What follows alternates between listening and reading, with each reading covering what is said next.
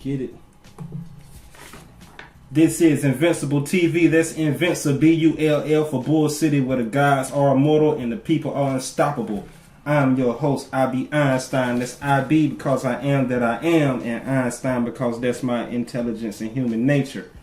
And today, I got my homeboy back with me, John. Oh, what's good, I.B.? What's going on, homie? Chilling. How you doing, sir? Feeling good, feeling great. How are you? Hey, man, I'm magically spectacularly well. Yeah, come on. Yeah, hold up. Upgrades to the studio. Got my new mic. Woo! Mm-hmm. Check 1 2. Check 1 2. I got I just invested in a 4 microphone system, so we're gonna get some more guests on here, so all of us can be a part of it and bring in some more of my people. There we go. Yeah, so we can get a little panel thing going on over here. Building on bigger and better things. Sure. So you already know what it is. The biggest news going on in the country right now that pertains to us, which is the uprising in Baltimore. Bmore. Where Freddie Gray got killed by the police. Yep. Yeah, so the statement came out from the city prosecutor, saying that they chased him and didn't charge him for a crime, so he was illegally arrested. Okay. Yeah, and in the hog tie move they put him in, and while they did it, they had a knee in the back of his neck, and it broke his neck. Okay. And his voice box. Okay. Yeah, and then they cuffed him, threw him in the paddy wagon. Without strapping him in. Yeah. And then they made a stop to check on him again, and that's when they put leg shackles on him. Then they made another stop. Okay. And it's the same police every time they make a stop. Okay. And he said that he needed medical attention. He can't breathe. Okay. And they didn't give it to him. So they make another stop. Right. So what are they doing? They're getting their story straight. Right. So when the charge comes through, it's not first degree murder because to say it's not premeditated. Right. But once you check on him and you see he's hurting and you don't get him the medical attention, right, and you got to get your story straight, and then you continue on, right, that makes it premeditated. Yeah. So that's the highest the charge could be, but they didn't charge him for that. They didn't indict him for that. Okay. There wasn't enough. The evidence was inconclusive for that charge. Okay. So the charge came to be second degree murder. And manslaughter, and the maximum penalty. There's no death penalty for that. Right. What's that, like 25 years? Yes, 25 years. Yeah, and so that one's going straight to trial. Right. Not going the grand jury route. Right. Such as in the Ferguson case. Right. And people that's in our community, everybody hasn't been to Baltimore. No. And we did the metaphysics. I did the metaphysics show. So great show, by the way. When you start doing the history of things, that's the law of rhythm. That's stuff happening in cycles. So if you study the cycle of something, and then you see where things are going and what's going to happen. So by cycle, you mean continuous pattern? Continuous pattern. Okay. And in Baltimore, there's always been tension with the police in Baltimore. Yes. And it starts with the end of slavery, yes, the signing of the Emancipation Proclamation. Okay. So a lot of people that came from the South, they went to Baltimore. Okay. And they went looking for work. Right.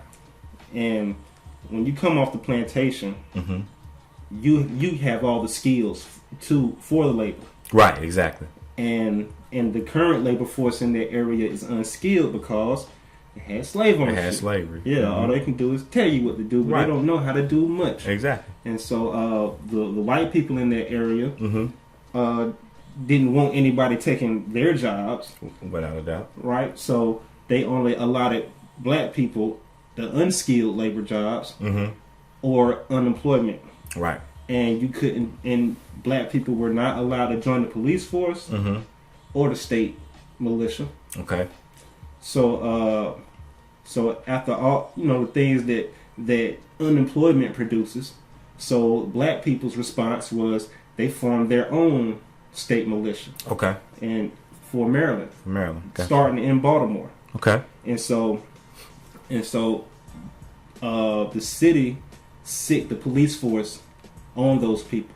Okay. So you have police repression of the people starting then in the 1800s, late 1800s. Okay. So when you fast forward 100 years and say the period between World War II, okay, and civil rights, okay, all right, say 1968. Gotcha. Right? So the population of Baltimore remained about the same, except the makeup of the demographic changed. Okay. You had 200,000 white people leaving the city. Okay. For the suburbs. Gotcha. And 200,000 black people moving in. That's okay. what we call, white flight. White flight, right. Right. And so once the flip flop happened in the demographic, I don't got too much going on here. Once the flip flop happened in the demographic, the jobs went to. Okay. So the main sector of employment in Baltimore was manufacturing. Okay. So yeah, manufacturing, education was a big one, and government. So okay. Those three main things. Focus on those. Okay. So the manufacturing jobs left, and now you have unemployment. Right.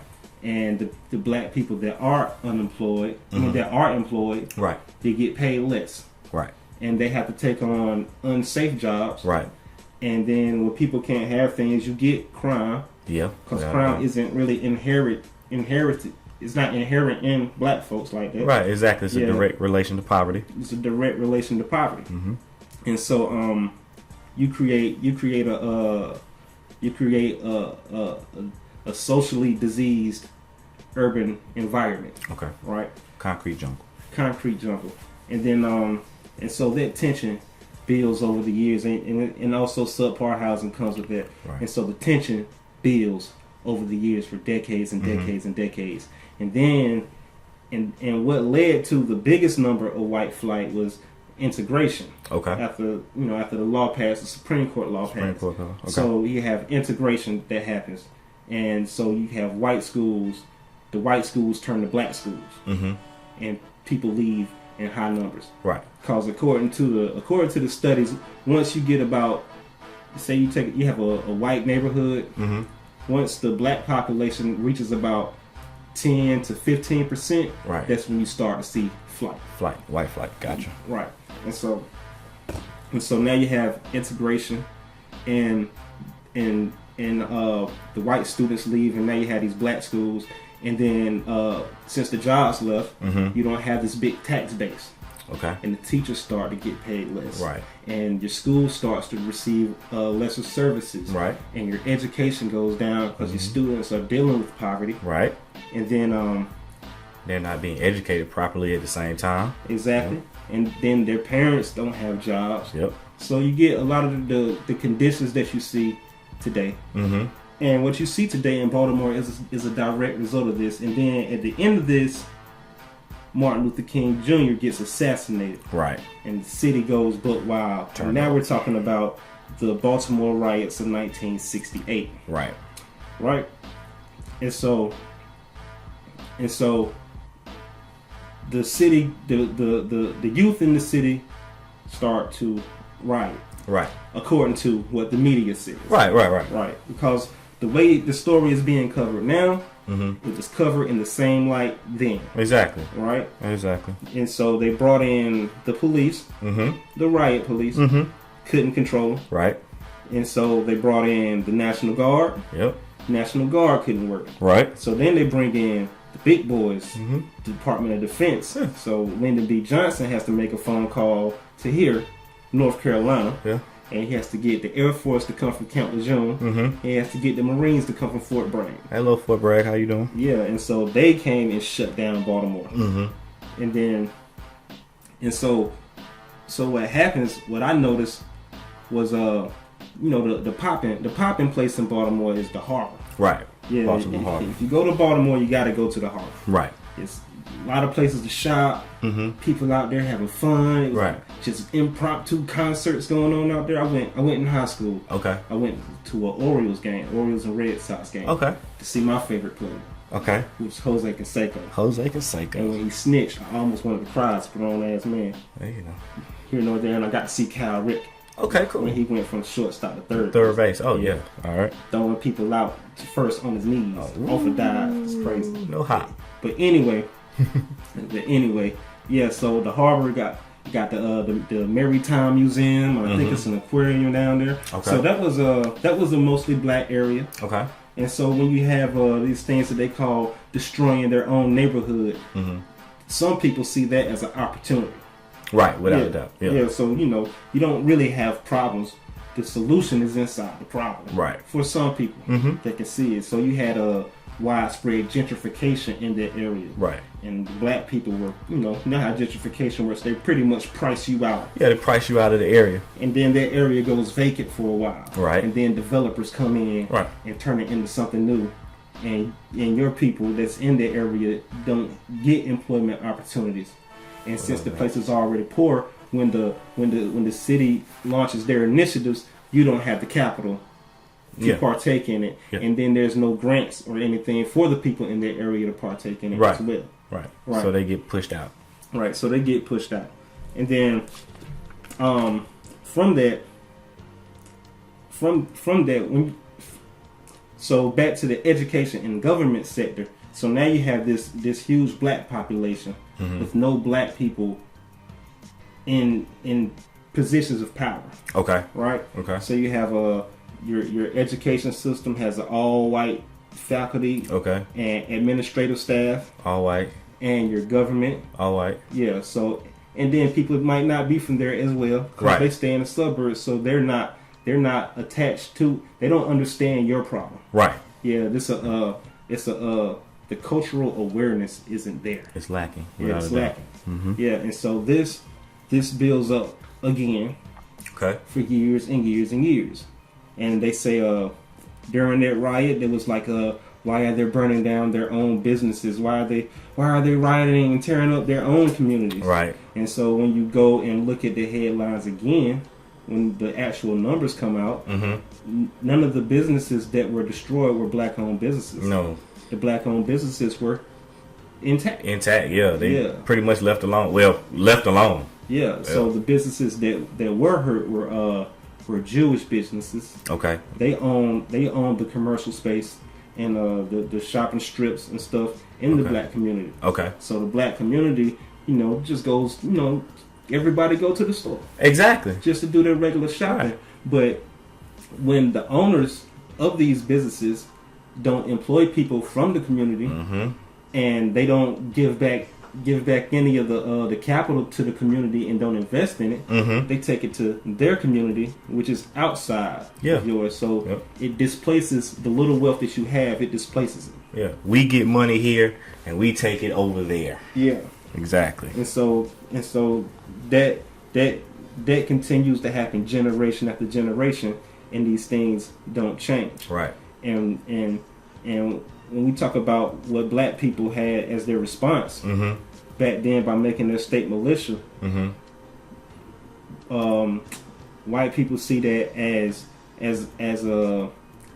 disrespecting or disrespecting law and order of the land. Gotcha.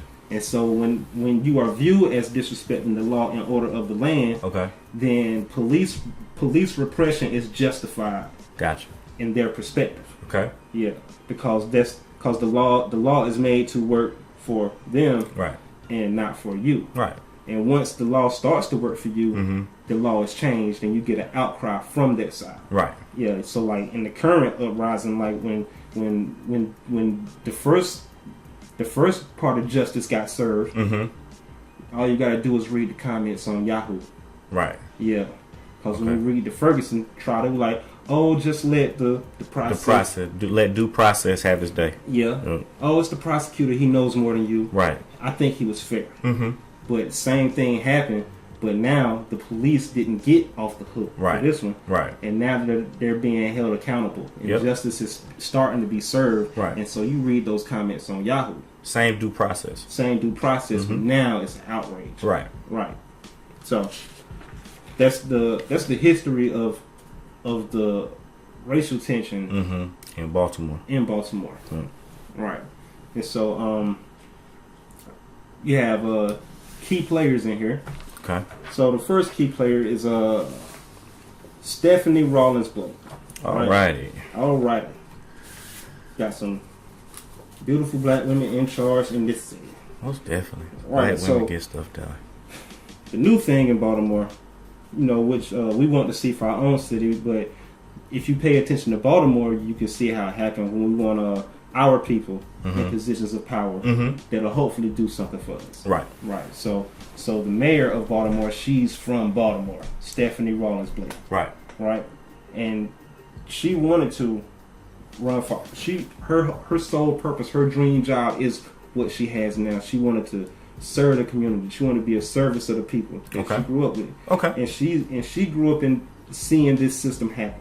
Okay. She's culturally aware of what's going on in Baltimore. Gotcha. She was well off, but she's more culturally aware than people outside of previous politicians. Right, or people outside of Baltimore. And people outside of Baltimore. So she went to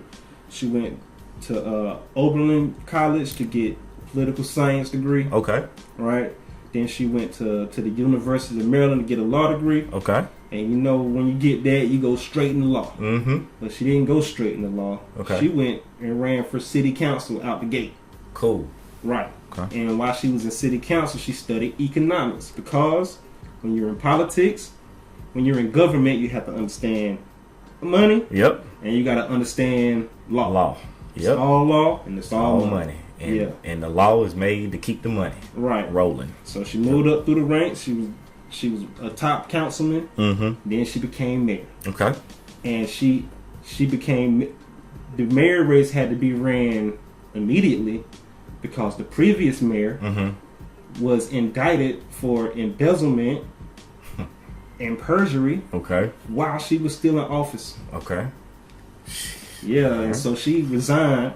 As soon as she resigned, they put her on probation and community service. Okay. The previous mayor. So that was just the mayor that got caught.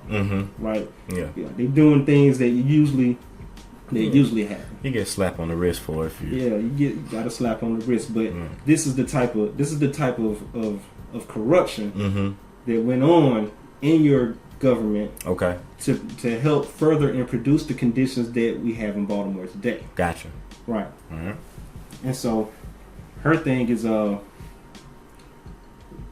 two things she's famous for. Well, she's like the youngest mayor ever. Okay. Right? And then she made a 10-year fiscal plan for the city of Baltimore, which has never been done. Oh, wow. Yeah, that never crossed anybody's mind to make a fiscal plan. I guess not. All right. And so her fiscal it's hard to make a fiscal plan when you taking money. It saved the city $300 million. It's pretty good. And then she's also famous for this vacant to value initiative. Okay. And the vacant to value initiative is taking all these vacancies. Okay. Mostly in West Baltimore. Right. Where the uprising was. Right. Take all these vacancies and these buildings that are not up to code, and all these old buildings and all these lots and houses. Okay. If you're not up to code, they're gonna tear it down and renovate some new shit. New stuff. Right. Right. And then for the vacant lots, gonna bring in redevelopers. Okay. Have investment opportunities for the capitalists. Okay. And rebuild a city. Cool. Which means gentrification is about to happen all over again. Yeah. Yeah. Yep. And so when I was watching it, she was basically reading from script. Right? And then when Reverend Al came, we can talk, we know about the negatives of having Al Sharpton in a place like this. But one of the positive things about Al Sharpton is when the national media has an eye on your joint, on your problem, they're not coached for that. Right. Yeah. So Al Sharpton can give you the proper coaching. So when I was watching Thursday, she got off of her script and started speaking from the heart. Okay. And that's what I wanted to see. Okay. And she was saying, I've been aware of police brutality. Right. I've been seeing it. Right. She was like, I wrote legislation to have a referendum to take care of this. Okay. And it got shot down every time I put it out there. Huh. Yeah, she was like, I'm from this city. I know what's going on. You know, I want it to happen. But she's a mayor, and so mayors have to play ball. Right. You know, with other powers. Yeah, without a doubt. You want to get reelected. Yeah, so they have to play ball. Right. And when you're in politics, you can't stop the cash flow. Can't stop the money. Can't stop the money. So she has to play ball where she has to, and the things that she wants to do for herself, she has to find some way to do it. Right. Because you can't do it by yourself. Can't do it by yourself. And you don't have like a dictator power. No. You know, it's how American government works. Right. And so, but the other person in this that doesn't have to play ball like that is Marilyn Mosby. District Attorney. District Attorney. See, in this government, we have black folks from the bottom to the top. Right. Yeah, the police chief is black. He came from Long Beach and Oakland. He's police chief out there. Okay. Right.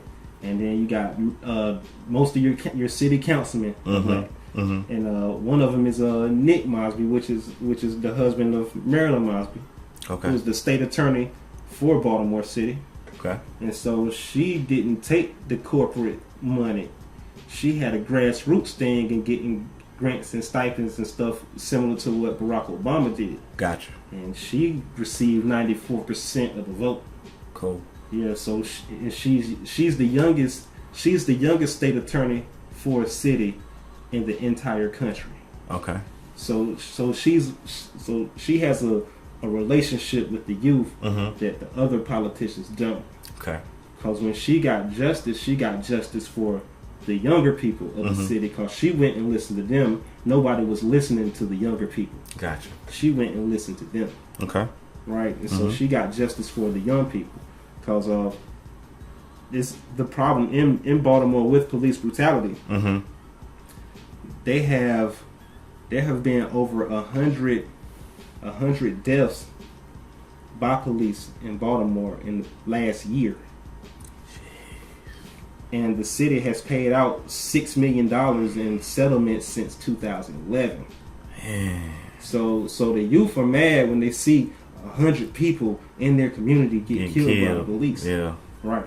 And this mayor and city councilman, this happened in West Baltimore. So the city and the councilman, the mayor, not the mayor, the attorney general, the state attorney for the city of Baltimore, Marilyn Mosby and Nick Mosby, they live in West Baltimore. Okay. So I saw a clip where the mayor was out there in his suit, and they out there going rowdy and getting bucked. Right. Me, city councilman. Yeah, the city council. He was out there in the streets at night. Right.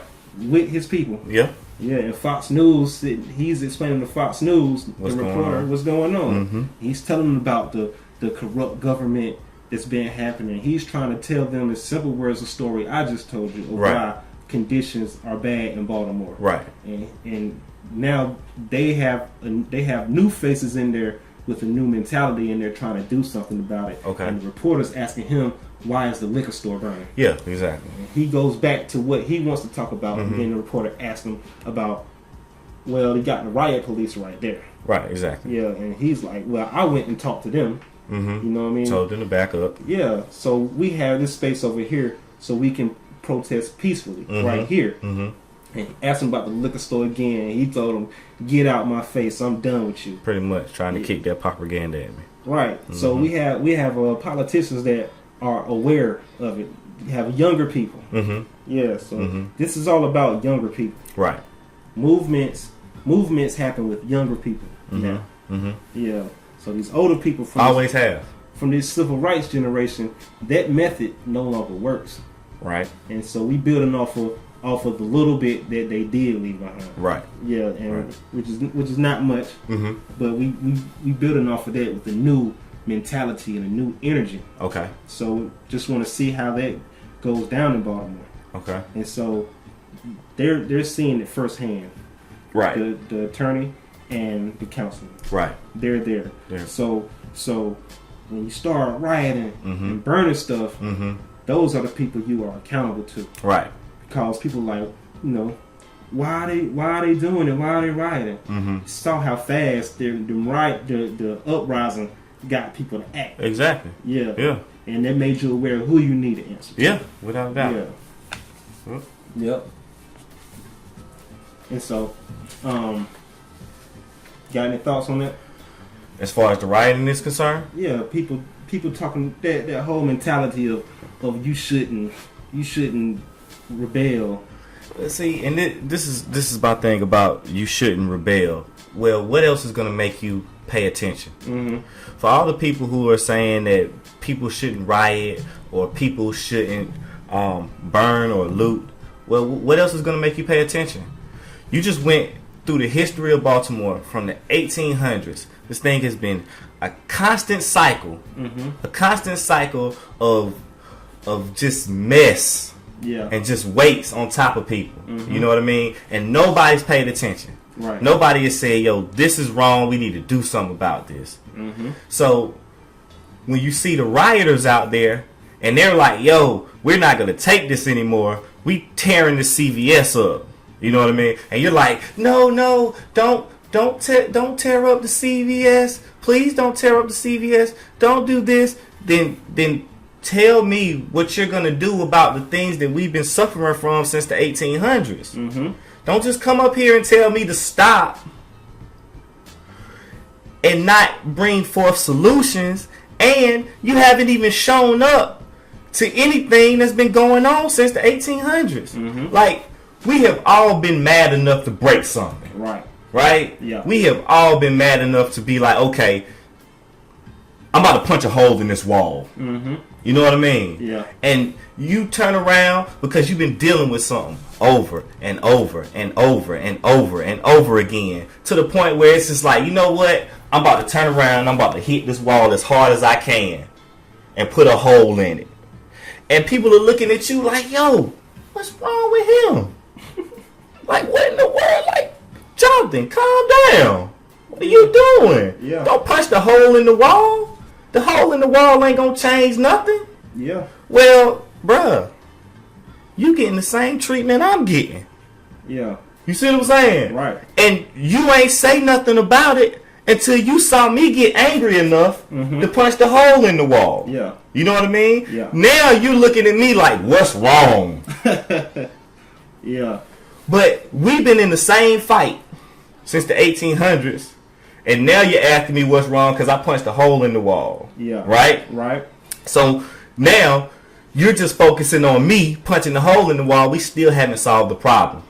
So the cycle keeps continuing. Yeah. We keep dealing with mess. And we keep dealing with mess. And like I said, everybody gets mad enough to punch a hole in the wall. Right. So now I'm looking at my friend and he cocks back and he punches a hole right beside mine. Yep. And he's looking at me like, Jonathan, don't you see this that's happening? I'm like, yeah, bro. I was right there with you. Remember when I punched the hole in the wall? Yeah. And you was like, don't punch the hole in the wall? Well, here it is. Baltimore. Remember when y'all was talking about Ferguson? Don't loot. Don't go in the liquor stores and burn stuff up? Oh, yeah. They remember. Now they looking at Baltimore like, yeah. Remember we was talking about Watts? They remember. And now they looking at Baltimore like, yeah. So what are you going to do? Yeah. Yeah. Yep. And so people, it's the youth, right? And so like people get on this on social media. They start talking this revolution talk, right? And people got to understand they want to see revolution like they seen in black and white TV on black and white TV. Like they want you to go do some Black Panther shit. Hi-Ho Silver come in with a 6-shooter. Right. Yeah, okay. Yeah. So they want you to do some Black Panther shit and call that revolution. Right. But you got to understand, they lost in the end. Yes. Yeah, you have to understand. So So that method doesn't work. Doesn't work. Yeah, and that's why the new method has to come out of the youth. Mm-hmm. Because the youth ain't scared as the older people. No. The older people, first of all, are scared because we have something to lose. Right. Yeah, and you're actually supporting the things that's hurting us, right? Mm-hmm. And you don't want to lose that your comfort. You don't want that discomfort where the youth ain't got nothing to lose. Exactly. And the youth got their own ideas, right? And you need to let them fight it their way. Yep. Whether it's burning and looting or other things, they're angry. So as an older person, the only thing you can do is advise them. Yeah, you can be an advisor, or you can support them. Right. And I mean support them with your money. Right. But if you ain't doing either one of those, you need to get out the way. You need to fall back. Yeah, because when you start condemning them, you know you're putting energy out into the universe, and then that energy comes back. It's working against the people that are doing something. Right. And all you got to do is do something. Right. Because I got all these books. Right. Right. But I understand the knowledge different than somebody else. Because people get up here and they read all these books and they act like they got all the answers. Mm-hmm. Nobody has the answer to this. Nobody got all the answers, Sway. No, nobody got the answer, Sway. You know what I'm saying? Because your idea has not been tested. No. Yeah, this is a testing ground. Yes. Even the government, they're sending in the military so they can test their tactics. Yeah. Of when stuff like this pop up. And once they perfect it, they're going to do it in every urban area in America for black folks. And haven't they perfected it? And they haven't perfected it yet. Like these police departments in the major cities are going to fucking Israel and see how the Israeli police do the Palestinians. Mm-hmm. And so then they bring this knowledge base back, and try to apply it to America. Yeah, because it works so well in Israel. Yeah, but America has a different dynamic. Exactly. Yeah, we have a different type of history here going on. Yeah. Right. And so like when the youth come out and they need to be heard, like you can't they're not going to call it a revolution. Right. No. Yeah. No. That's something for your old ass. They're not going to call it a revolution. Yeah, them terms are played out. Yeah, so you got to engineer your own terms and your own conditions and requirements. Mm-hmm. You know, and when you do that, the people that play puppet master in a society don't even know what's going on. No, because it's something that's not in the playbook. Right. Because when you want to do revolution, old school style, they already seen the playbook. Right. They already know how to co-opt it. Right. What direction they're going to steer you in. Right. What they're going to do to you, and they're going to control the results of it. Oh, you playing a 2-3 zone? Well, let me put my 3-point shooters in. Right. Yeah, right. Simple math. Yeah. So and then and people are condemning them from a safe place. Mm-hmm. And by safe place you mean glass houses. Mm-hmm. And on the internet talking all that junk. Mm-hmm. But you're not taking into account the volatility of the situation. Right. Right, where anything could pop off. Right. And your knowledge base ain't got nothing for that. Right. Yeah, the people that's in it gotta come up with their own solutions, and the young people gotta label this idea. Right. And they doing what they can. Right. Everybody's doing what they can. Exactly. Right. And so you see them up in the ante on black people in the area, right? Mm-hmm. And they're trying to prevent justice from being served. Right. And you can't prevent the inevitable. Mm-hmm. You know what I'm saying? Mm-hmm. And when you can't prevent the inevitable, people get this fear, this internal fear going on with them. Mm-hmm. And they only know how to do one thing about fear. You know what I mean? The government is in fear of something like this because they can't control it, and so they only know how to control it in the physical by making the police turn up. Mm-hmm. You know what I'm saying? Yep. Your police are now. Black people don't see police as here to protect and serve. Mm-hmm. Right? The way the police are being militarized, they're like an occupying army. Right. In your community. They're here to harass and observe. Right. And so when I say they're preventing justice being served, like this long history in America, and this fear that America has, right? America knows all the fuckery that they did to the global community, right? And they try to prevent justice from being served because everything they did to the global community and black people domestically, specifically, when justice is served, it can only be grave. Right. Exactly. When justice itself start asking for retribution, not people, just the concept of justice. Justice itself, right? It's like smacking a person in the face and waiting for the smack back. Yeah. And you don't know when it's coming. Right. But you keep smacking them, and you keep smacking them. Sooner or later, you like, okay, this person is gonna smack me back. Yeah, and that's the fear. That's what America fears. Right. The smack back. The smack back. Yeah. And they know it's going to be something bad. Yeah. And that's what I mean by they're trying to prevent justice, but you can't stop justice. No. It's inevitable. It's gonna come one way or another. It's karma. It's a law of the universe. Yeah. It's a law I went over last week. Yeah. Right. Most definitely. Right. And so what I mean by you ain't got the answers is we don't even know what justice look like. We've never seen justice. You know? We don't even know how to get it. Right. Yeah. So we're just curious of what's gonna.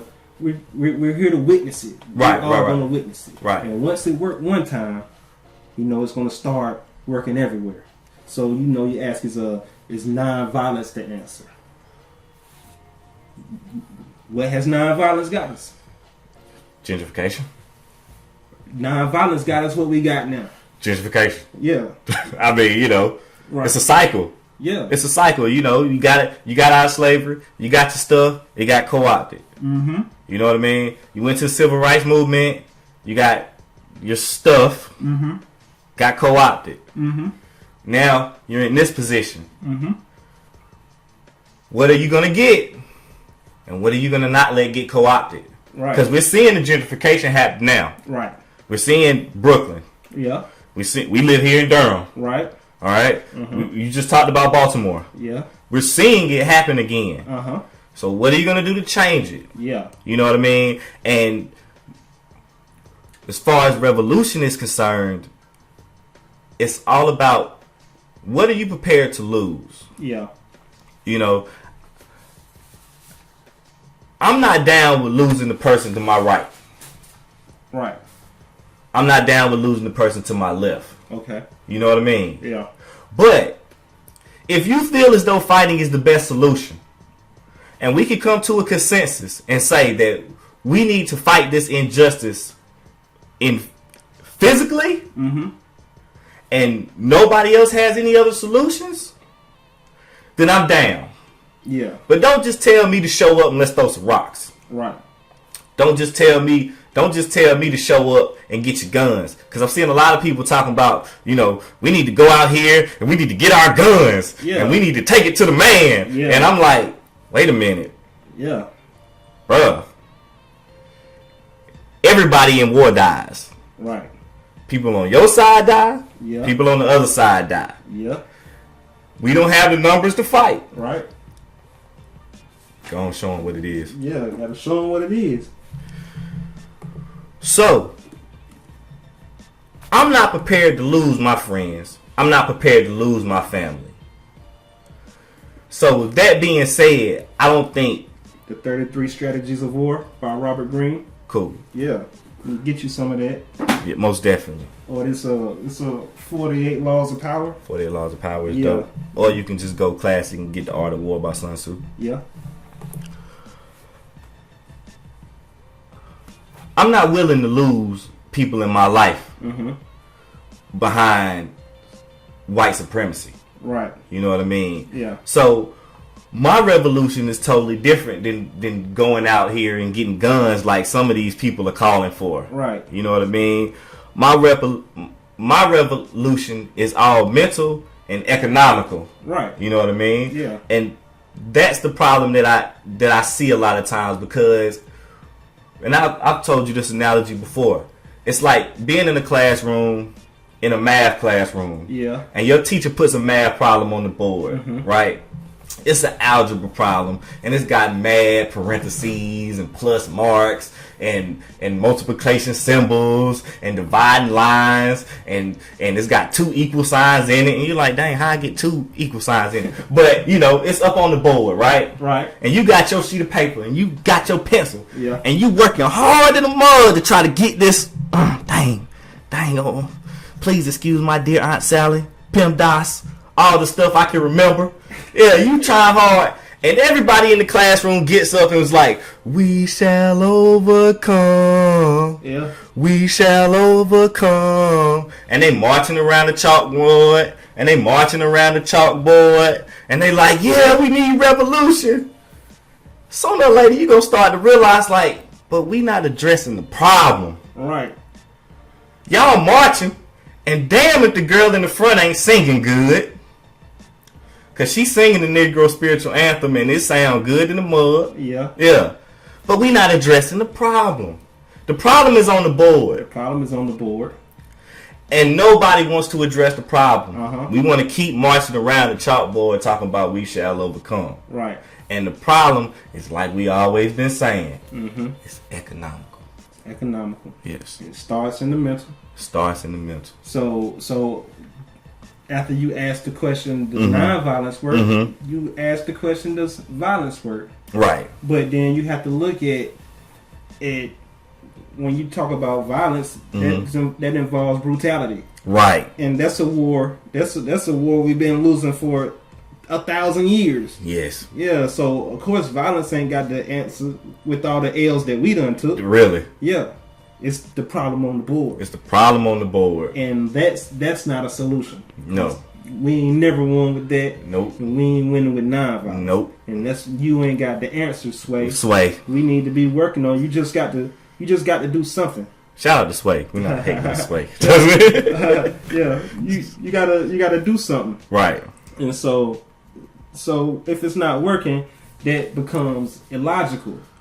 So in Jungian psychology, from C.G. Jung, that's Jung. Okay. He has this concept called the collective unconscious. Okay. Yeah, he gets all his stuff by studying African shit. Okay. And then he brings it into the field of psychology. Psychology is a fairly new science. Right. It all comes from spiritual and occult science. Right. So he has a thing called the collective unconscious. And so if you got a demographic, so if black people doing something, it'll go into the collective unconscious, and everybody will start doing it. Okay. Right. So they seen this with monkeys. Right.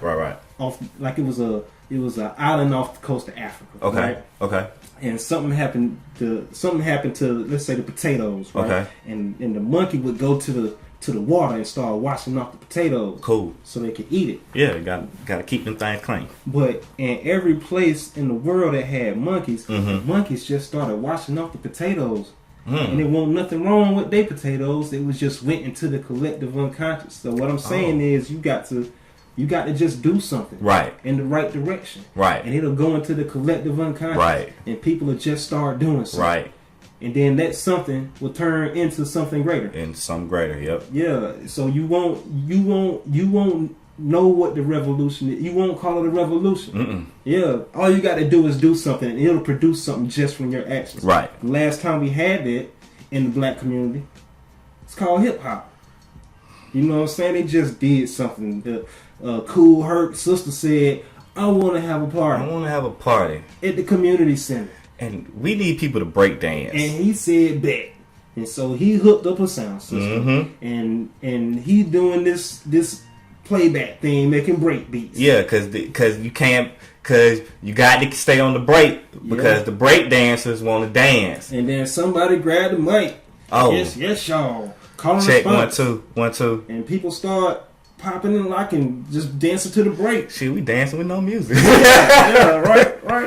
And so that was the response. Right. To the war on drugs, it started then. Yeah. And you had the same pain that's going on right now. And then that was just having fun. Yeah. Yeah, you're getting away from your problems. Right. And you're expressing yourself. Right. through this form, and nobody called it hip hop back then. Nah, they were just doing stuff, Yep. and it became hip hop. It became hip hop, and then hip hop created its own economy. Yep. You know what I'm saying? It created its own art. Yep. And its own culture. And it turned to a culture. Yep. And now the people that started it, they're above that, making living. People that make a living off of hip hop and not a job. They're on a different level of understanding the culture. And now they're exploring the spirituality of hip hop. And so entire civilizations are created out of this consciousness, this group consciousness of just doing something. Right. And they didn't call that a revolution. Fucked around and called it hip hop. Just hip hop. And it started with the young people. It was just expressing their pain. So if the youth in Baltimore want to express it this way, then damn it, let them express it. Let them express it. Because you can't fight forever. Yeah. You can't fight forever. Somebody's going to come up with something productive because we're in a system. Yeah. And that system is meant to hold us down. So Kel, that's how you get the black police officers and the white police officers with the same consciousness. You see what I'm saying? Because they're under a system.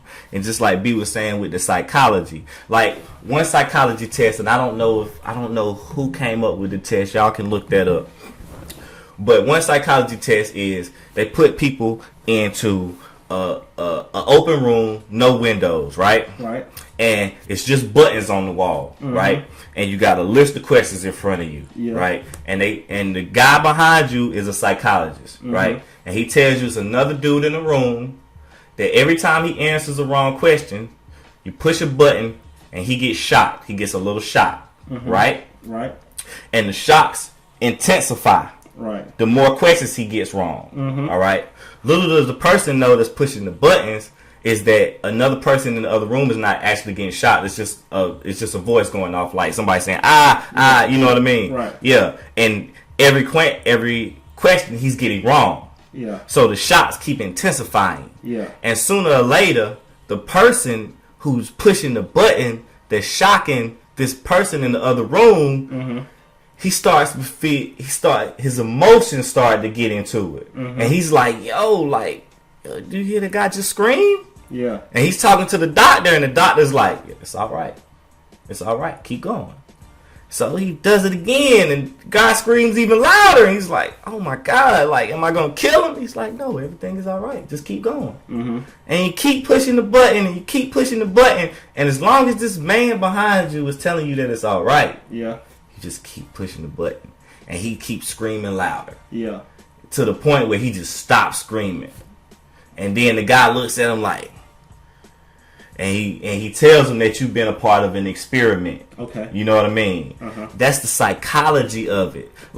As long as you say, well, this law is correct, you look past the people being hurt by it. Yeah. As long as you say, well, that man who killed that other man was right for it, then the people look past it. Yeah. You see what I'm saying? But what we have to realize is how do you feel? You know what I mean? How is your emotion in this situation? Yeah. You know what's wrong and right. Right. You know what's wrong and right. That's where your morals come in. Yeah, you don't have to be told. You know when you push this button and that dude is screaming, he's hurting, and you're doing it to him. Yeah. But because this man told you that it's okay, you keep doing it. Right. Right. Yeah. That's white supremacy. Yeah. That's white supremacy. People have morals and people have standards, but when you have somebody over top of you, when you have a system, not a person, a system over top of you telling you, yo, it's okay that these people are getting killed, it's just by the police. Right. Yeah. And so the question that was in the chat room was why do you think some black police officers are attacking the black community?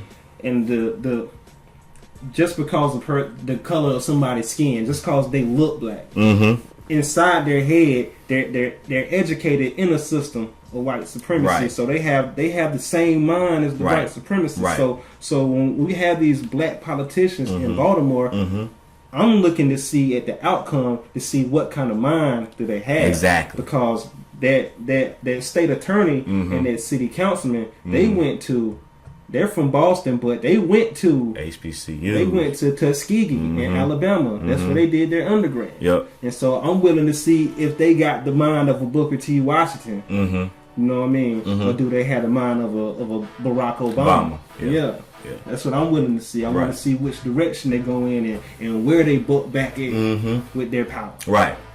How they use their position of power. Because you got these people with the supremacist mind inside their black body. Exactly. Yeah. And that's what happened with the black cop. Right. Exactly. Yeah. Exactly. And white supremacy is a system. It's not the people. Yeah. It's a system. Yeah. We have to understand that because we don't have anything against white people. Right. It's we get too gung ho on a person or a man or the man. Right. Yeah. No. It's a system. Yeah. You got to change the system. Yeah. We want you to be aware of we want you to be aware of your system. Right. Without making that your new devil. Exactly. We don't need a devil. Yeah. We don't need that. Yeah. We don't believe in that. No. Yeah. No. You got positive. You got negative. Yeah. They got to equal out. Yeah. They got to balance themselves. Yeah. And positive and negative don't mean good or bad. Exactly. It's two opposing forces. Two opposing forces. You got them on your batteries and they run your remote. Yeah. Cut the TV off. Yeah, so the where we at on that? So that was the question, and then right. And so you gotta what I want to go with that next. So yeah, that's the conscious. That's what hip hop started. Right. And that starts in the there's something that's happening in the mental, in the spiritual realm, and that's how it manifests in the physical. Right. Yeah, cause they lived out hip hop is what Martin Luther King was talking about. Yeah. In his Utopia. Yeah. Yeah, and so you have to study the concepts of what Martin Luther King was really talking about. Yes. Not his speeches. Right. He didn't really talk about he didn't get his whole philosophy out before he was assassinated. Right, exactly. Yeah, but he was still working. But that I Have a Dream speech. That's what created hip hop. Right. And so where I wanted to go was one of our most popular when it comes to that 60s revolution mentality. The most popular poem out of there is "The Revolution Will Not Be Televised" by Gil Scott-Heron. Yep. And explain what he was saying in that. Okay, so Gil Scott-Heron basically was saying the revolution won't be televised because the revolution will be happening in your mind. It's a as you said, it's a consciousness thing. You know what I mean? Once you wake up and you see that this isn't wrong, the revolution ain't gonna be televised because you ain't got no cameras on your mind. Right. You see what I'm saying? It's gonna happen in you. You're gonna see something that's wrong. You're gonna want to do something about it, and you're going to do something about it. Yeah. That's the non-televised, not being televised, as I say. Like, yeah. When you realize that something is wrong and you realize that you need to do something about it and you finally do something about it, no cameras are going to come to see you do it. Right? Right. Like when you walk out your house and you see a beer bottle on the ground that somebody else threw and you step over it, just keep on walking, and then the next day you walk out your house and you see a beer bottle that's on the ground and you pick it up and you throw it in the trash. Yep. Channel 5 News is not going to come to your house like, you did a great job. You picked up the beer bottle. Revolution. You see what I'm saying? Yeah. Like, that's what Gil Scott was hearing. Oh my gosh. That's what Gil Scott was saying. Gotcha. He was saying that your revolution will happen up here. And it will change how you do things. Yes. Right. And what did he do? He used the words and how we react to things of the day. Things that were current. Everything in that song was current. Yeah. You know what I mean? The revolution will not be sponsored by Coca-Cola. Yeah. You know what I mean? Coca-Cola was the big thing then. Right. You know what I mean? The revolution will not involve white lightning. Yeah. You know what I mean? Everything was current. And by us reaching back into that movement, we don't have anything current to get behind. Like people got behind that because it was fresh, it was new, and it was real. Right. You know what I mean? Yeah. And by us reaching back to the same thing that we've been doing for years, it's not fresh, it's not current, it's not new. So the youth are looking at it like, man, you've been saying that for 50 years now. Yeah. And we still got vacant houses in Baltimore. We still getting our heads busted in. And then you want to come out here and tell me that I shouldn't fight back. Right. And you've been saying the same thing back then. Yep. Get out the way. Right. Right. And you have black people all over the planet. But the special thing about America is black people all over the world they look at us. Yeah. They look at us for where the consciousnness of the entire planet is going to shift. Right. They looking at us. Right. Like one of my mentors. He has dual citizenship for the U.S. and Ghana, and he got his kingship in Ghana. Cool. But he's telling me about Nigeria.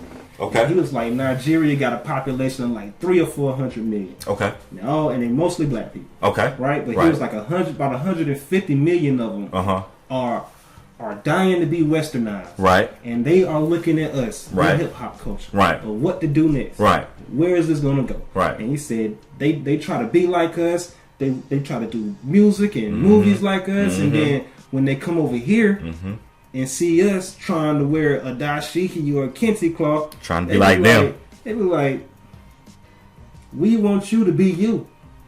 You know what I'm saying? We want you to we want some of that God power to rub off on us. Yeah, and then they see and then they feel inferior for the first time in their life too. That's another experience they have. Yeah. And so that's the power of the Pan-African movement, so you can connect with your culture. Right. And so he has these 9 blocks.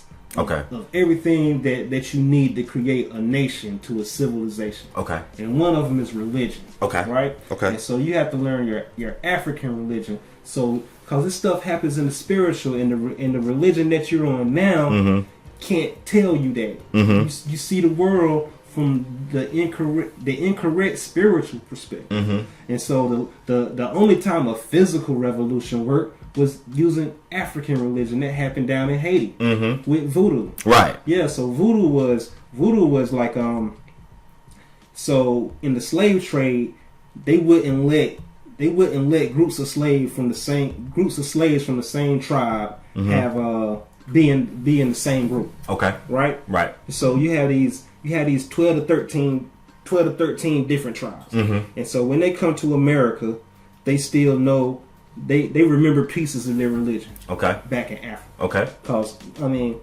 ain't like it was like uneducated people. They were educated. They just didn't speak English. Right. So you got shamans and priests and just everything being sent over there. Okay. Right. And so they like, I remember this from my home place, and you remember this from your home place. Right. Let's mix all these religions together. Cool. And call it voodoo. Right. Right? And then they made a flag for it. Right. And then they militarized. Right. In the dark. Right. You know, like in the unseen, like they do their work in the day, but then they link up and they develop the strategy. Right. Yeah. And then they had a leader, Jacques Dessalines. Jacques Dessalines. Yep. Yep. And then they just went on. They just went ham in Haiti. Yeah, exactly. Yep. Killed all the slaves. Killed all the slave masters. Yep. All the oppressors. Yeah. Yep. And then and it was under French rule. And Napoleon sent his army.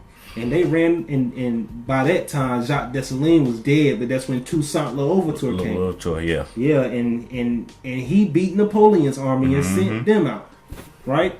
And that's the last time. That's the last time your African religion was used to start a revolution, a physical revolution. Yep. And that's why Haiti is the poorest nation in the world right now, because they want to keep that power suppressed. Yeah, they don't want you to learn the history of the Haitian Revolution, and they want to make a sign: if you do this again, this was going to happen. Exactly. But that can't happen in America. No, because we're outnumbered. Like the thing that people don't talk about the Haitian Revolution was the people who were enslaved outnumbered the people who were oppressing them. And as we said, that's where the police originated. Right. Because the first colony the Carolina colony was the first colony that black people, the slaves, started to outnumber the white people. Yep.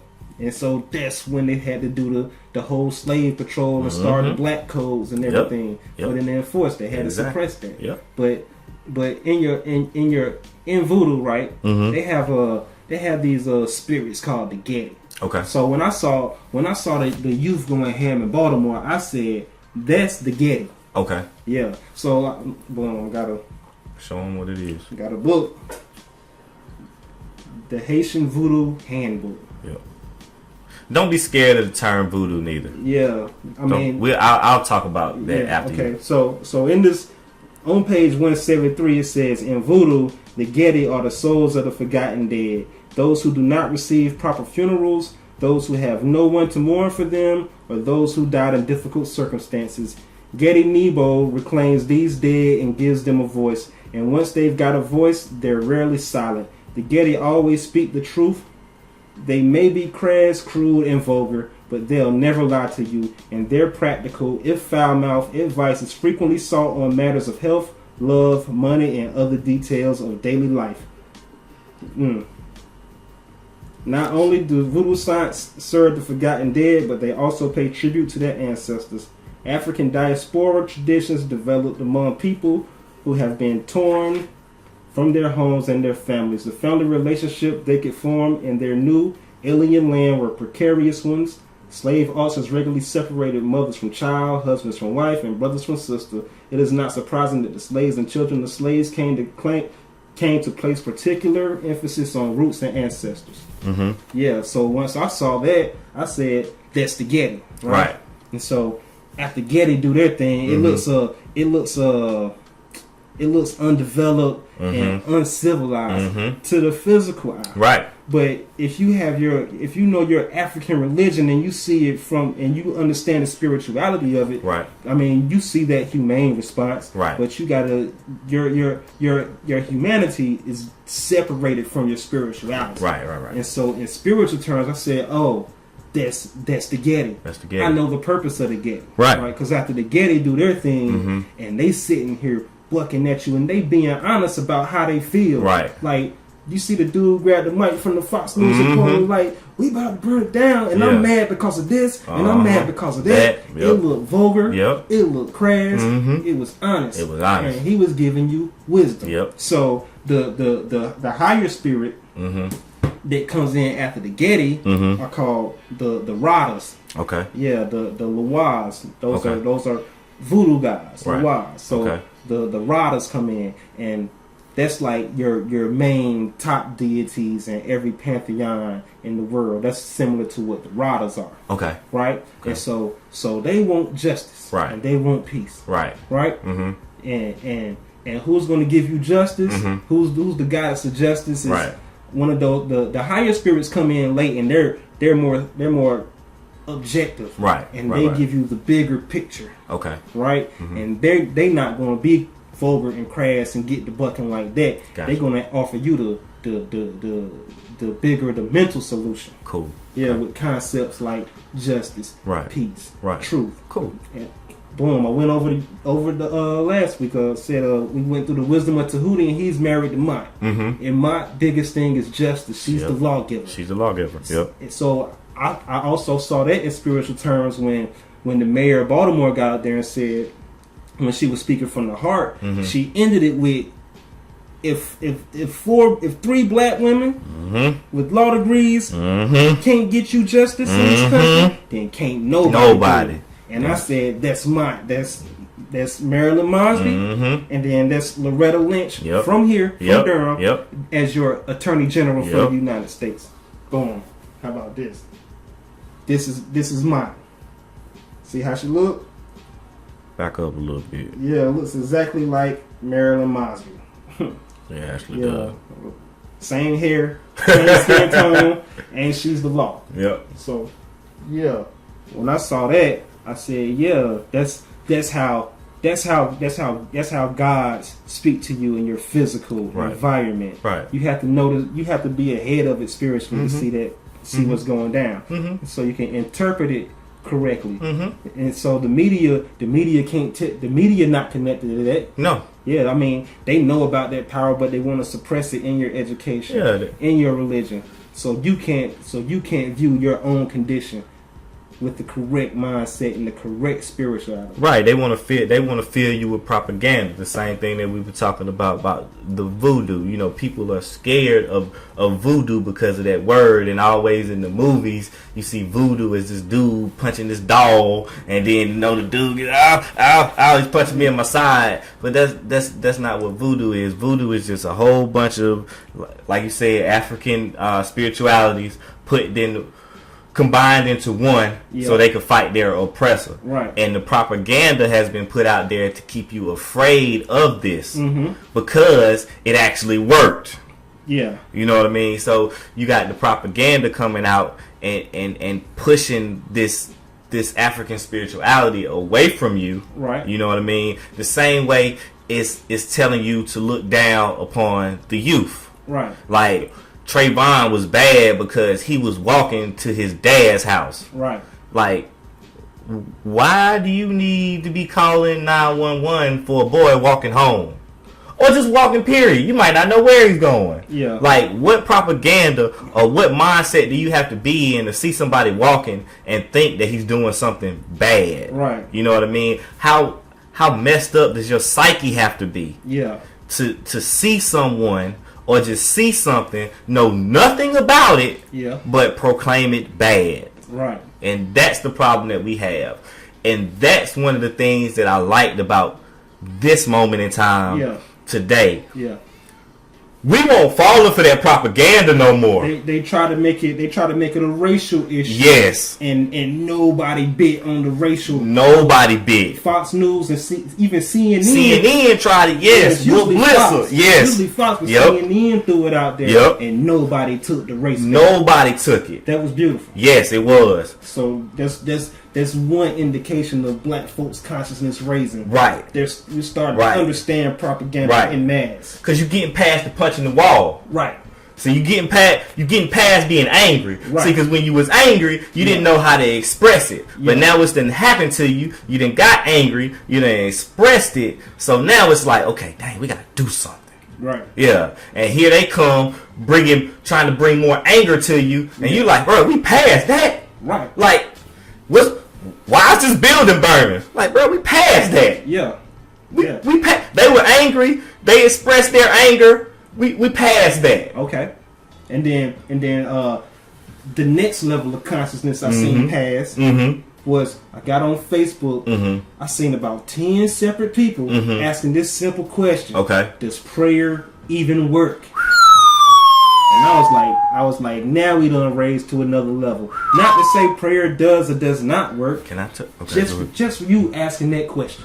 The question is the key. Right. The question is the key. Yeah. Because I can tell you sitting right here to this day. Yeah.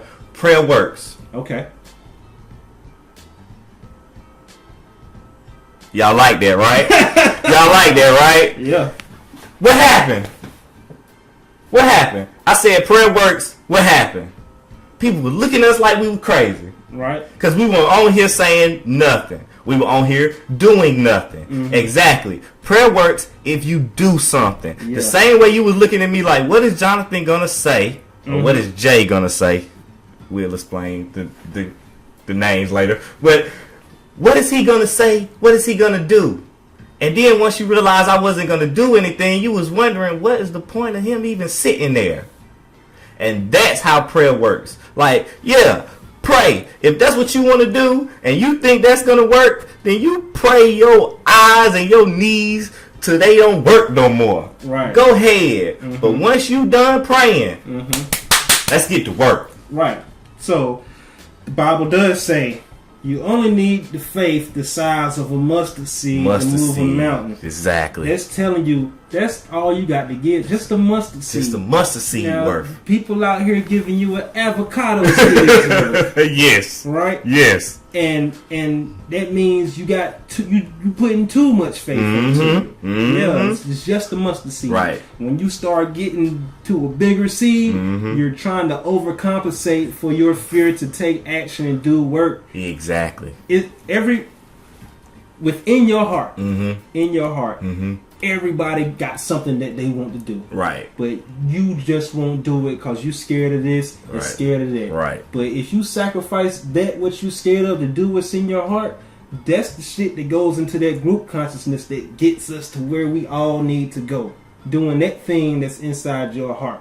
And that take action. And that don't take the faith of an avocado seed. That take the faith of a mustard seed. Man, did y'all hear that? Right. What? Got to give me. What? Did y'all hear that? If you do what's in your heart, you can overcome anything. That's what that man said, man. Y'all. Yeah, you just got to do something. Just got to do something. Back to that. Yup. Yeah. Action. Yeah. Action. Action. Not practice. Not practice. Not the game. The game. We talking about practice. We talking about practice. Not the game. Not the game. But practice. But practice. Yeah. We about that. Got to be about that game. The Got game to be is inside about your that heart. game. Yeah. You don't get no wins or no losses in practice. Yeah. What else we got here, man? I've been on fire all week. I just been writing stuff. I don't even write rhymes no more. Yeah. And so like another concept, right? Mm-hmm. And we was talking about how the youth are together, Mm-hmm. right? Mm-hmm. And so what the youth was telling you was, you know, it's in crass and vulgar terms, Mm-hmm. right? Mm-hmm. So they saying that they want money, they want safety, Mm-hmm. and they want entertainment. Right. Yeah, the youth like to be entertained. Yeah. We might not like the forms of entertainment, but that's all. So, right. So let's correlate this to the American Revolution. Let's start there. Okay. American Revolution. All right. All right. What set it off? What set it off? A black man Yeah. got shot by the police in the middle of the street Yep. in Boston. Yep. And they burnt that motherfucker down. Right.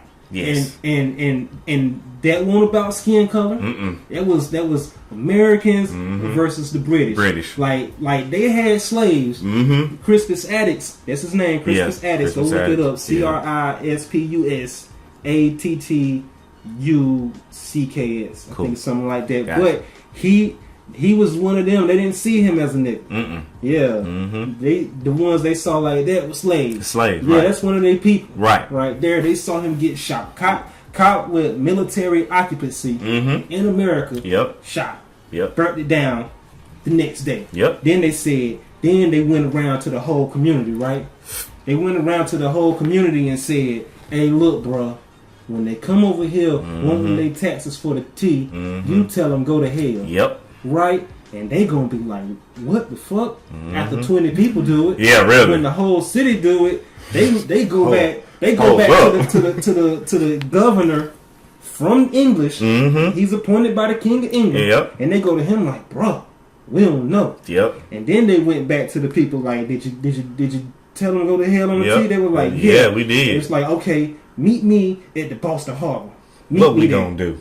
And then they get there. What we gonna do? Say, take all this tea, throw it in the water.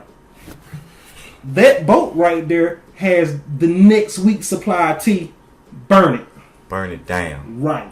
And then the governor writes the king like, yo, they out here tripping. and they ain't got your money neither, bro. Right. And that's when he's seeing the military, Yep. the red coats. Yep. Right? Mm-hmm. And when they show up, Parlerville like, yo, they out here, they done brought some troops. Mm-hmm. And they was like, oh, well, shit then, bro, let's If get it's it. gonna go down, it's got to go down. And so the man with all the money was George Washington. Yep. And he was like, well, I ain't got that much military experience, but I have been thinking for the last 10 years, what if we buck back and they bring some troops over here? I already been thinking about it. Hell, I'm in charge right here. Let's go. Vote them in, everybody with it? Yeah, we with it. Well, let's get it. Yep. That's what happened in the American Revolution. Yep. Now this looks different because they had capital. Exactly. They had capital because they had slavery. They had slavery. So imagine how that revolution would look if they didn't have capital.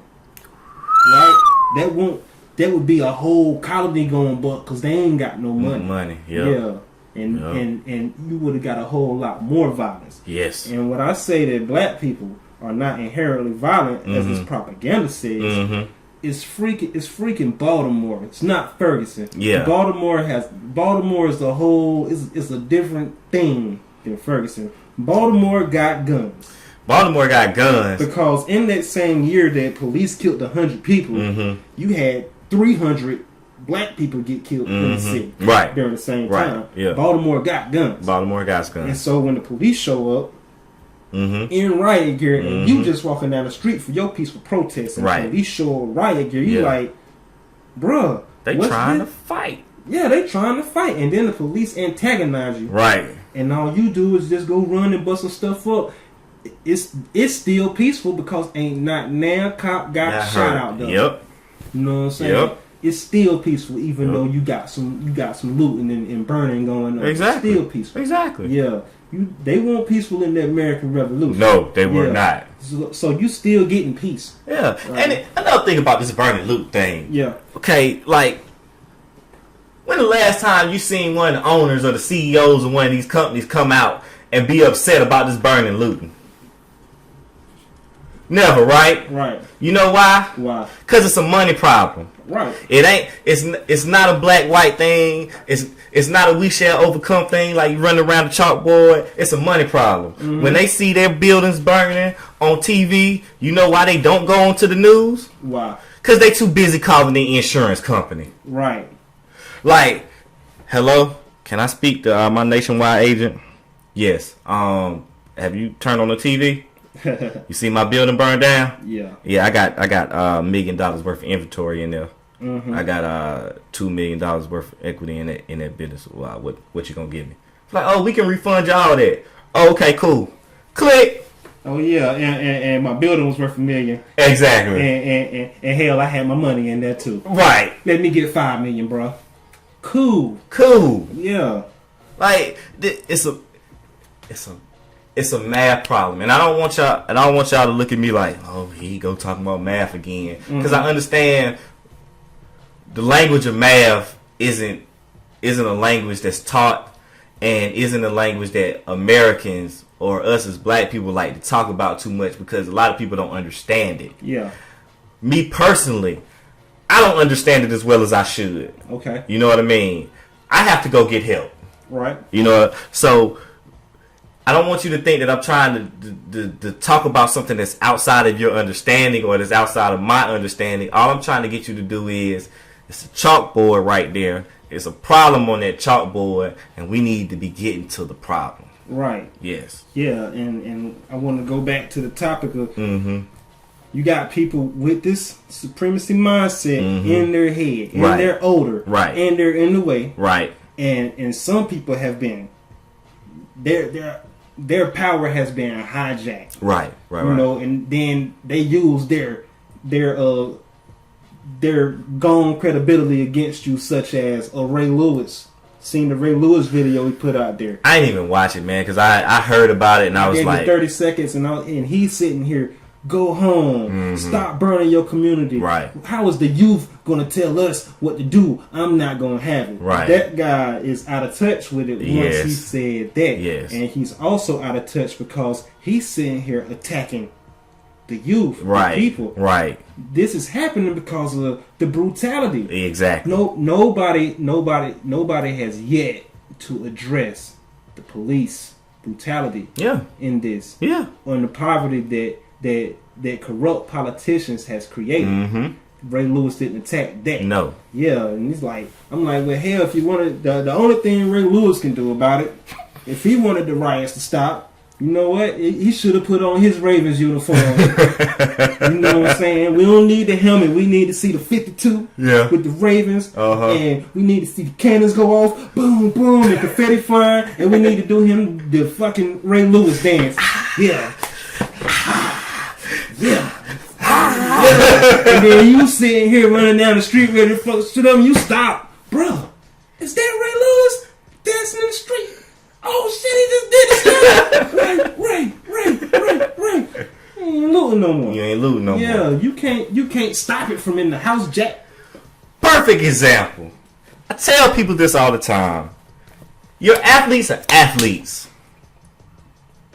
Your athletes are athletes. Yeah. That's what they are. Mm-hmm. You enjoy them on the field. Right. All right. Right. Now this is what I tell people. Me personally, I don't get involved in the people that I enjoy what they do. I don't get involved in their day-to-day actions. Right. You know what I mean? Like, my favorite rapper, I don't follow him on Instagram. Right. I don't follow him on Twitter. I'm not going on TMZ to see what he's doing tomorrow. Yeah. My favorite athlete, I watch ESPN for the highlights. I don't care about how many children you got out of wedlock. Right. You see what I'm saying? You're an athlete. You're here to entertain me with your God-given talent. Yeah. All right? I don't care about your other stuff. Yeah. Okay? We need to get that understanding. Right. We need to stop giving these people the platform to talk about something that they haven't been invested in for the long haul. Right. The problem I don't have with Al Sharpton is, how can I say that? Yeah, the problem I don't have with Al Sharpton is the same problem I have with Ray Lewis. Yeah. You see what I'm saying? Like, Al Sharpton can get up here and you might not like what Al Sharpton is talking about, but the point is, you got a person who can get the president on the phone. Yeah. All right? Like, if that don't count for nothing, like, I don't know what we're here for. Right. Like, you need an agitator who can call up the man in charge. Right. All right? Yeah. That's what Al Sharpton is good for. Yeah. He can't go for anything that you don't want. He is one man. Right. If the community wants this, he can get the president on the phone. Yeah. Like, Al, we want this. You do what you do. Right. And if he doesn't do that, then you get somebody else. Yeah. But until then, yeah, you know what I mean? You need that guy who can do that. Right. Ray Lewis can't do that. And Ray Lewis has had fear struck in his heart. Exactly. A lot of these older people has had the fear struck in their heart. And they scared for the youth. And they're also scared of the youth. Right. Yeah. And so that fear got struck in his heart because he was facing the murder trial. And they put it in him. They made an example of the buck on the plantation. Yep. And now he's scared. Yeah. Right? And then he's going to become religious. Right. Become a preacher. Right. And he's going to preach you the white man's gospel. Right. Louder than anybody else. Right. And you ain't going to question him, and you ain't going to rise up above him because he's the biggest. Right. Yeah, you done size him up. You're like, I can't do nothing about that. Yeah, he be like, okay. Whatever he say, the Bible say that's what it is. That's what it is. Yeah, so he already done had that that fear struck in him. But the youth are fearless. Right. Yeah, they have no choice but to be there. They have no choice. They don't even know about consequences. No. Yeah. Or they have been so marginalized that they don't care. Yeah, they don't care about the consequences. And back to the youth. So, like, when I said they become crass and vulgar with it or whatever, like, we taking it back to the American Revolution, like say something like, get rich or die trying. Right. You know what I'm saying? Right. That's the same as Patrick Henry getting up there and saying, give me liberty or give me death. It's the exact same thing. And when I told you that the youth just want money, safety, and entertainment, that's in our Declaration of Independence. It's called the pursuit of happiness, liberty, and justice for all, and wealth. Right. Yeah. Oh, yeah. Yeah. I mean, these are concepts that been kicked before. Yes. And what I was trying to tell you that you get this pretty picture in your history book, and what we saying is, when stuff like this happen, it has to be done, and it produces something new, but it ain't pretty as you think it is. Exactly. Yeah, that American Revolution wasn't beautiful. No. Yeah, no. I mean, unless you got a different concept of beauty. It could be, though. Could be. Beauty is upon the eyes of the beholder. Yeah. But it's happening. It's happening again, and it's inevitable. And you can't stop it. Nope. All you can do is try to prevent it. Right. Yeah, but you can't stop that energy from flowing. Right. Yeah. Right. Yeah. That was beautiful. Oh, let me say this too, because I didn't touch that point that I was trying to make. The reason why I don't follow my celebrities and stuff on a day to day is because why would I talk to a rapper about finances in my community? Why would I talk to? So it's the same thing with Ray Lewis. Bro, you play football for a living. Mm-hmm. If I want to teach my son how to tackle, I come to you. Yeah. If I want to learn about economics in my community, I go to Boyce Watkins. Yeah. You see what I'm saying? Mm-hmm. Like that's what I'm talking about. We got to stop looking at these people just because they're propped up in our eyes and just because they have a platform. You have to be like, okay, what have you done to make me listen to you on this subject? And if you haven't done anything to make me listen to you, then I'm not going to listen. That's my opinion. You can have your opinion on that, but that's just mine. Yeah. Got any questions in the chat room? No, Kels is the last one. Thank you, Kels, for your question. And thank you, everybody, for watching. Yeah.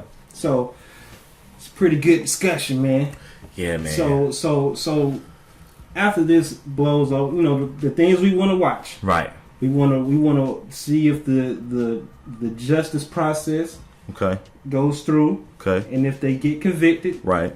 We want to see that. Right. We want to see where the mentality, what kind of mind is inside the black politicians, because they're young and they have new energy with them. Right. And we want to see if their mentality is being hijacked. Right. Because if it has been, then we know where we need to go in our process for voting in our city. Exactly. Do we just vote any person in that say this, or do we have to educate our own and bring them up and just have to wait to the next generation? Right? That's one thing to watch for. Yep. Another thing that has to be addressed, right? Got to keep it real with ourselves. You know, the police is fucking us up. Right? But we are fucking each other up at a greater rate. See, the police killed 100 people in that year. Yeah. But we had 300 of our own people killed by our own people. Yeah. So that has to be addressed. And those are that's due to poverty. Yeah. So we have to ease the poverty. Right. But we have to address that. We have to be fair. Right. To ourselves and address that. Right. And that doesn't need any outside influences.